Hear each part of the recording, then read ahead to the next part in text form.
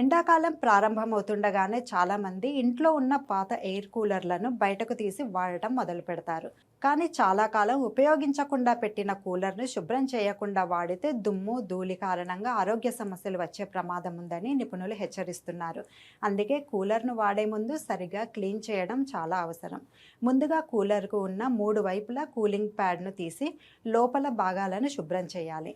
Fan రెక్కలు, మోటార్పై పేరుకుపోయిన దుమ్మును dry క్లాత్తో దులిపి తర్వాత తడిగుడ్డతో పూర్తిగా తుడవాలి. స్క్రూలకు కొద్దిగా ఆయిల్ లేదా కొబ్బరి నూనె రాస్తే తుప్పుపోయి ఫ్యాన్ సైలెంట్గా పనిచేస్తుంది. తర్వాత వాటర్ ట్యాంక్ను శుభ్రం చేయాలి. 1 గంట ముందు వెనిగర్ కలిపిన నీటిని స్ప్రే చేసి కడిగితే దుర్వాసన రాదు. కూలింగ్ ప్యాడ్స్ పాతవైతే గడ్డిని మార్చి కొత్తది పెట్టాలి. చివరిగా బయట భాగాన్ని కూడా శుభ్రంగా తుడిచి అవసరమైతే కొత్తగా పెయింట్ వేస్తే కూలర్ కొత్తదిగా కనిపిస్తుంది. ఇలా సరిగ్గా క్లీనింగ్ చేసిన కూలర్ నుంచి వచ్చే గాలి చల్లగా ఉండటమే కాదు, ఆరోగ్యానికి కూడా హానికరం కాదు.